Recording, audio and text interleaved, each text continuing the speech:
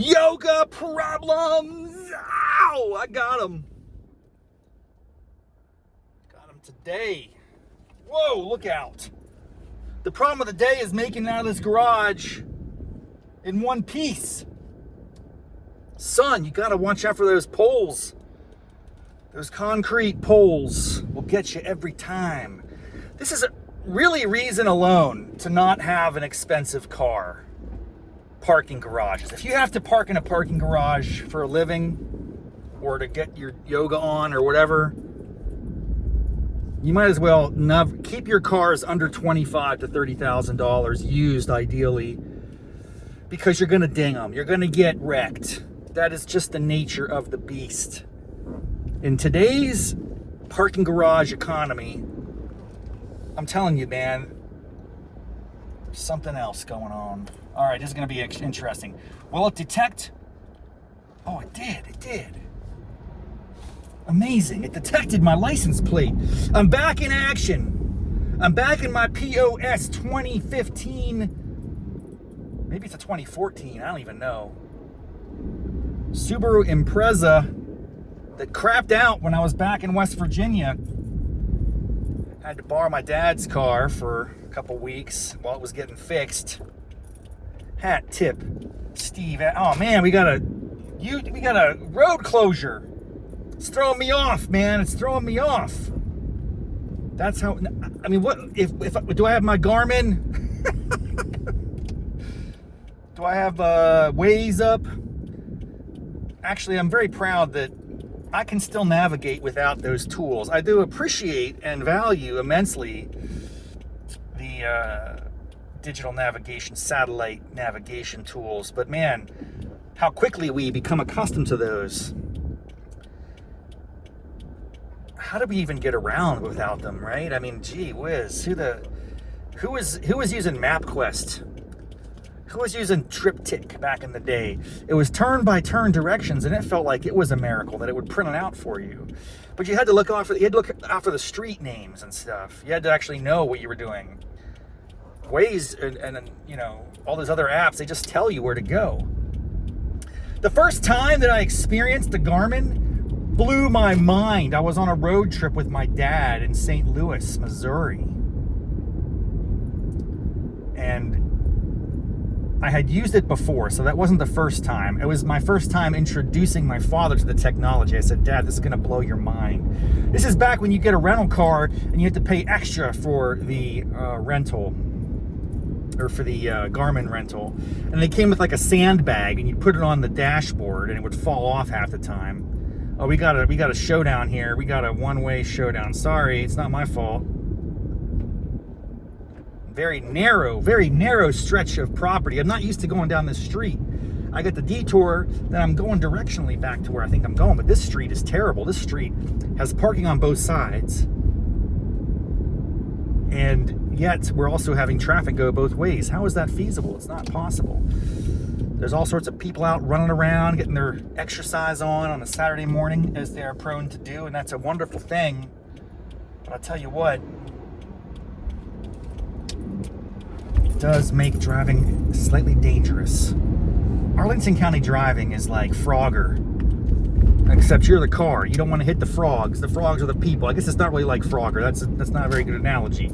I'm just trying to tell you that it's challenging. It is very much like a real life video game with life and death consequences, so you don't want to mess around. 2 hands on the wheel at all times. 12 and 10, baby. 12 and 10? No, 10 and 2. 10 and 2. What the hell? 12 and 10. That's a weird angle. If I did 12 and 10, that's strange. 12 and 2. I kind of do. Sometimes I'll do like a 4 and 8.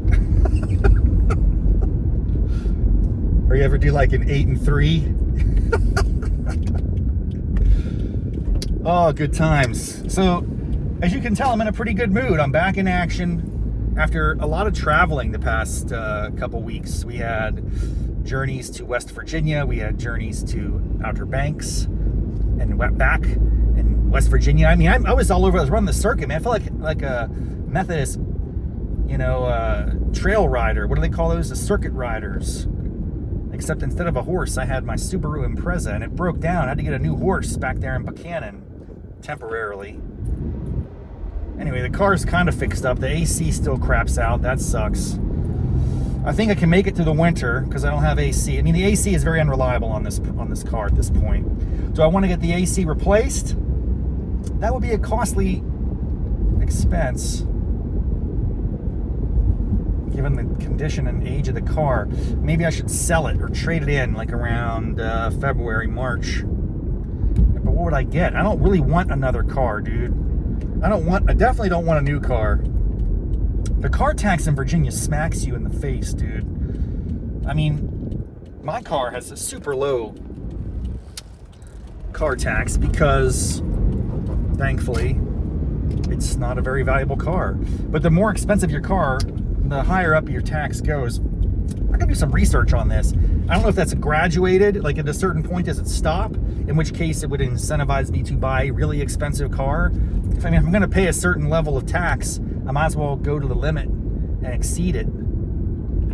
Get a Tesla or something, but I don't really want electric cars, man. I'm not a big electric car guy. I need a manual transmission, dude.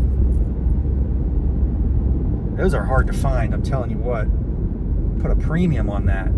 Also, my trade-in, therefore, is a lot less valuable. Nobody wants a standard. I like to drive standard to stay in touch with reality. The cars that do everything for you nowadays, I mean, pretty soon they are going to be driving for us, and I don't know. I'm cool with it. There's a lot of things I could do rather than drive while I'm in a car, but I do like having a little bit of agency. I do like to be in control of the situation, even if it's just an illusion. I don't have any problems today. That was, I guess, what I should have said right from the outset. I felt pretty good about the session. It was a substitute teacher. She was great.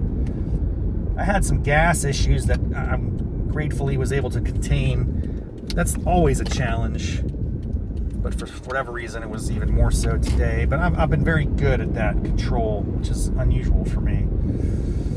Oh, goodness. We did some flows. It wasn't anything off the chain. It was just a normal experience today. Not much to report. A good substitute teacher kept it real. I stayed on target. I guess the biggest development, which I'll be elaborating on in much greater detail in future episodes of Raff's Brain, is a potentially very intense exercise regimen that is possibly on the horizon. I won't elaborate too deeply here. I'll let you know. While I was in the Outer Banks, I was very close to purchasing a very costly exercise system, which seems legitimate. But then I started to realize the real thing that this system offered, aside from like regimented workouts, certain types of equipment, a diet, nutritional, guidance, and weekly or periodic coaching check-ins, that third leg of the stool, accountability, is really what I need. So I started to think, is it worth that enormous cost? It's a significant cost just to get someone to basically hold me accountable. I could probably do that at a much lower cost with people I know, in particular one of my relatives, who's my cousin's son. I don't know what that makes him in relation to me. Is he a grandnephew or something? Is that right? I don't even know. But he's a personal trainer down in South Beach, Miami. He's pretty shredded. He's got an Instagram and everything. His name's Zachary, or Zachariah. Is Zachary short for Zachariah? Zachariah is the biblical name. I think that's what his is, Zachariah. I can just call him Zach. Z-Dog or something like that. Anyway, we're going to have a call later today. I'm going to record it. I'm going to post it as an episode. And it's the beginning of a potential journey of fitness and health and wellness that might, take me for the Q4 of 2020.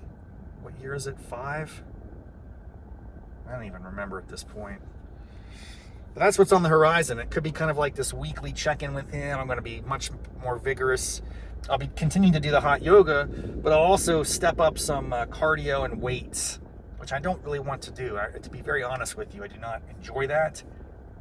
But I recognize it needs to happen. If I'm ever going to get in shape, I've got to take accountability. The alternative would just be getting those GL1 shots. Bam, just shoot me up. Give me the juice. But I'm not yet there. I might get there. I might get to that point. But this is like the last hurrah to pull it together. Health and wellness, weight, sleep, all this stuff's going to have to align this fall. As I turn 50, I have to get serious about this. I mean, you've got to do it. I've got to drop about 25, 30 lbs, or it's going to really start taking a toll. So, wish me luck. Maybe I'll document it here. We'll see what happens. We have an exploratory call with Zachariah today, and we'll go from there. I feel optimistic about it. I'm a little anxious about what it will entail. Burpees, all that bull crap. Oh, God. Weights, push-ups, blah, blah, blah. But you know what? Sometimes you just, eat your vegetables, dude. You've got to do the stuff that's hard. Hard stuff is hard for a reason, because that's where the greatest value is. Maybe. I don't know if that's true. It's like what I hear from inspirational speakers, but let's just roll with it. Nothing good in life is easy. Is that true? I don't know. Anyway, stay tuned. We're going to see how this goes. In the meantime, hot yoga problems persist. I suck at it. I get incrementally better, then I get punched in the face. It is good to be back from Outer Banks and have normal yoga here. It's hot yoga, but it's not blazing hot. Outer Banks hot yoga is freaking crazy hot. You're in a tropical oasis down there, bro. Here in Virginia and Core Power, it's more like in the 90s. I think at OBX it's like 110 or something. I mean, they blaze it. It's amazing. I kind of like it hot. But anyway, that's a whole other issue. We'll see what happens. There's a whole other variety of classes I could also get involved in at Core Power. They're like, boot camp style classes where you do all this sort of aerobics with weights and all that sort of stuff. I just don't know, man. They just always kick my butt in a major way. But maybe I should just incorporate that every day. It's just a lot, dude. It becomes a lot. It becomes a lot of my time and effort and energy. I want to get my cardio and weights on at home because it's just less taxing of my time. 30 to 45 minutes a day. Let's say like 3 or 4 days a week. Yoga 3-4 days a week. I don't want to do a double up. Maybe it's more like on, off, on, off, on, off. Then you have a day off to recover. I don't know, man. I don't know. Zachariah is going to hook me up there. We're going to have a great conversation about it, and I hope you'll join me in future episodes of Raff's Brain as we document that journey. It could become its own new strain of content. Title to be determined. Raff's Fitness Quest, or something like that. Another stream of content of the Raff's Brain podcast. Good times. Thank you so much for tuning in. Have a wonderful weekend. Until next time, namaste, mofos.